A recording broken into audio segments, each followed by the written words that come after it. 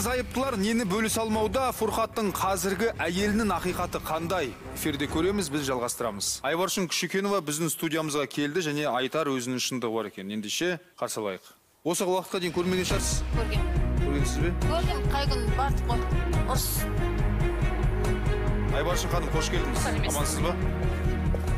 Сәлеметсіздер ме? Айбаршын ханым, Фурхатпен қандай жағдайда таныстыңыз? Енді бұл кісімен мен 2018 бір күз айларында қойдым. Енді мен халыққа қызмет несіне жұмыс жасадым. Содан маған, например, трактордың ба налогын қалай төлеу керек деген мысалы бұл кісі есіміз келіп түсті. Содан арғарата таныстығымыз арғарата ласып кетті. Танысқан кезде бұл кісінің отбасы және 5 баласы бар екенін білдіңіз бе? Мен білдім. Ажырасқанын білдім. 5 баласы бар екен.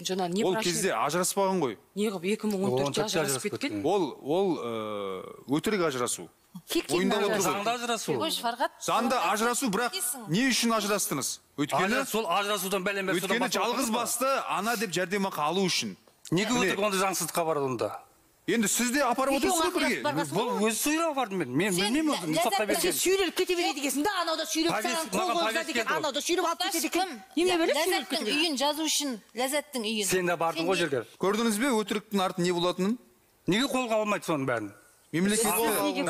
Рахмет. Мемлекетті алдаймын дедіңізде, өзіңіз осындай күйеуіңнен айырылып отырсың енді. Жақсы. Айбаршын ханым, енді Динаның айтуынша, осы Айбаршын деген әйел менің күйеуімді ақшамен дуалап алды дейді. Ой, адам есіл қарсаңыз күліп келеді. Енді бұлай қарсаңыз есі дұрыс азамат. Енді бұл кісі есі дұрыс азамат. Енді қазір заманда ақшамен дуалайды, бақсамен дуалайды деген мен сенбеймін. Өйткені ақыл есі түзу адам. Тек махаббатпен дуалап алдыңыз ғой. Махаббатпен де дуалған. Мен бұл кісіні қарайды. Бұл мен өз еркіммен. Бұл кісінің мысалы баласы бар екен де білдім. Бірінші баласы бар екен де білдім. Бұл кісімен айтты, осылай мен ажырасқам. Осындай менің жағдайым осындай. Осындай да осындай. Енді көріп тұрмын, есі дұрыс азамат. Табыс табады, ой өрісі түзу, отырған дұрыс дедім де, мен мысалы ажырасқан азаматпен көрдің бе? Ана әйелдің айтып отқан сөзін көрдің бе? Есі дұрыс әйелден, сен әпетем күйеуіңді қақты да кетті. 2014-те официально ажырасса да, фактически ол Дина ханыммен тұрып жатты. На тот момент 2018-де, 2018-де сіз танысасыз. Сізде отношенияңыз қашан басталды? Сол 2018-ден басталды. Екінші сұрақ, ол сізге қашан көшіп кетті? Көшіп кеткенде 19-дың декабрінде. Яғни бір жылдай сіз мына Дина ханыммен тұрып жүріп, ол сізбен роман жасап жүрді, е? Жоқ, сіздер бүйтіп ой дейтін емадыр. Кәтіқта, бұл оға дейін, бұған таныспай тұрған кезде бұл. Сол уақытқа шейін мысалы наған таныспай тұрғанға дейін қырылып келгенбіз біз. 2018 емес, 2016-тан. Жоқ, сенде заңды сұрақ болған жоқ па, ой болған жоқ па?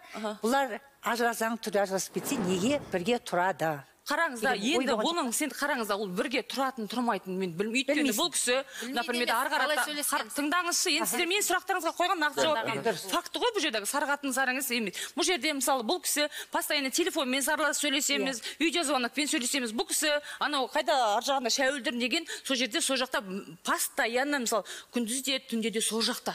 Мысалы, жұмысы да сол жақта, мысалы, онды подтверждать ететін қазір ұжымның адамдары да бар, мысалы, түнде 2-де де, 1-де де, мысалы, ол таңертеңде хабарласамыз, тұрдың ба, тамақ іштің ба, қандай, постоянно сол жақта. Сен Алматыда, ол шәуілдірде. Ол сол жақта. Жақсы, Айбаршын ханым, бізге Дина ханым айтқан, осы отбасы бұзылуға шақ қалған кезде, бірақ күйеуім қасымда болған, сол кезде мен Айбаршынға қоңырау шалдым.